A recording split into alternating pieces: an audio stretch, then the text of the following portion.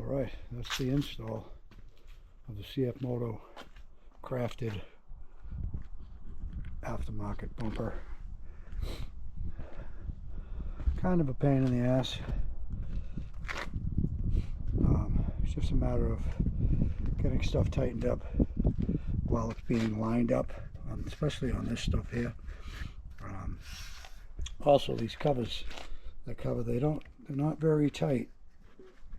I don't know if they'll come out or not, but they only give you 3. 1, 2, 3. I think they should give you something for underneath as well, because you're going to get that up, it's going to get all wet under there and probably rust out eventually. But covers a lot. Goes all the way up around the corner here. And I did notice a chip in the powder coating.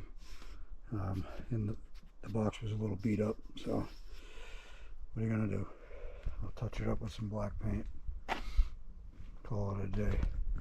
Alright, that's Motor Heart 579. I am out.